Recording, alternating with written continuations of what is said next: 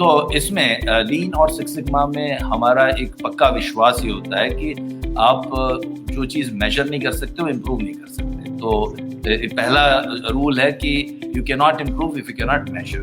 दूसरा बहुत important rule है, एवरीथिंग कैन बी मेजर्ड।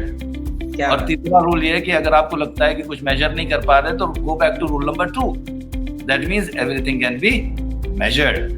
वो कहेंगे कि हम कैसे मेजर करें, किस तरह से, तो एक तो होते हैं सिंपल मेजरमेंट, जैसे स्कोर्स हो गए, डिस्टेंस हो गया, टाइम हो गया, टाइम टेकन, तो या आपके सेल्स अचीवमेंट्स हैं, ये सब चीज़ें तो आप इजीली आप मेजर कर सकते हो। हम इसको कहते हैं क्वांटिटेटिव मेजरमेंट। और जो चीज़ें आपको लगती हैं कि जो आप मेजर नहीं कर सकते, हम उसको कहते हैं क्वालिटेटिव मेजरमेंट। तो उसके लिए एक तरीका होता है, सिंपल तरीका, मैं यहाँ पे सिंपल सा एक तरीका बता देता हूँ, उसके थोड़े से एडवांस तरीके भी हैं। एक वेरी सिंपल तरीका होता है, उसको बाइनरी के तौर पे आप मेजर कीजिए। जैसे कोई कहेगा भाई मैं खुशी कैसे मेजर करूँ, खुशी थोड़ी मेजर कर सकते हैं। जी नहीं, बिल्कुल कर सकते हैं। बाइनरी तरीका है खुश और नाखुश, खुश या दुखी, जो भी है, सुखी दुखी।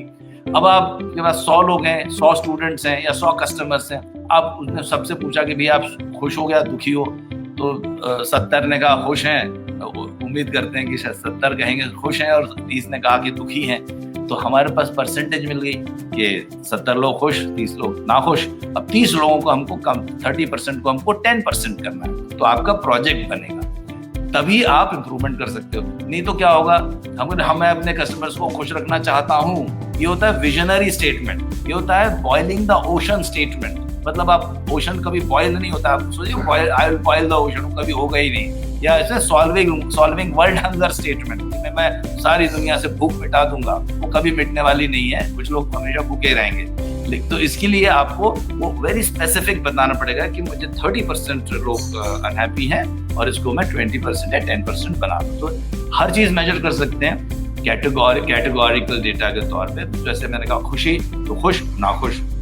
तो जो परफॉर्मेंस है, कई बार आपको उसको एक तो स्केल में मेजर कर सकते हैं कि 1 to 5 मतलब बेस्ट परफॉर्मेंस, 1 मतलब लीस्ट एक्सेप्टेबल परफॉर्मेंस, एक तो वो है। लेकिन बेटर है अगर आप मेरे ख्याल से बिजनेस परफॉर्मेंस की बात हो रही है, तो उसमें आप वो सारे मेजर्स निकालिए जो आपके बिजनेस परफॉर्मेंस मेजर्स होंगे। इसमें हो सकता है मतलब हम जो यूज करते हैं, हम अपनी कंपनी के सारे सीक्रेट्स बता रहे हैं, देखिए ध्यान से सुनिएगा, फ्री में आपको सीक्रेट्स दे रहे हैं। पहला है ऑफ कोर्स सेल्स रेवेन्यू, फिर आपका ये होता है आपके कस्टमर फीडबैक जो हैं, वो चीज़ें आप मेजर कर सकते हो। फिर दूसरा ये है, हम इसको लीडिंग लैगिंग फैक्टर कहते हैं। मतलब कस्टमर फीडबैक तो आपका मतलब हिस्टोरिकल मेजर हो गया ना, कि आज कस्टमर खुश है, वो तो पिछले साल की बात बता रहा है कि क्योंकि आपने पिछले साल कुछ किया तो उस वजह से वो खुश है। तो कुछ ऐसे भी मेजर्स होते हैं कि इस समय आप कितने नई प्रोडक्ट्स लॉन्च कर रहे हो, ये एक बहुत अच्छा इंपॉर्टेंट मेजर है। That will measure your future performance. तो आपने कितने नए ट्रेनिंग्स यूज किए, कितने आप सेल्स कैंपेन के लिए और सेल्स ट्रेनिंग में कितना इन्वेस्टमेंट कर रहे हो, अपने लोगों को कितना पढ़ा रहे हो, या कितना मतलब how much time you are devoting to your right now your employees.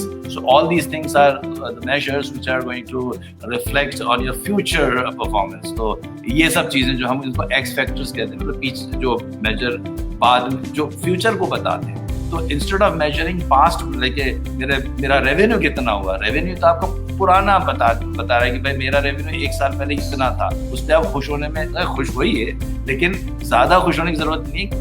Real major आपका होगा कि आज मैं कितनी ट्रेनिंग अपने लोगों को दे रहा हूँ, कितने नए प्रोडक्ट निकाल रहा हूँ, नया जो चीज आ रही है मार्केट में उससे मेरा सिंक्रोनाइजेशन है या नहीं है। तो ये सारी चीजें आपको काफी मदद करेंगी।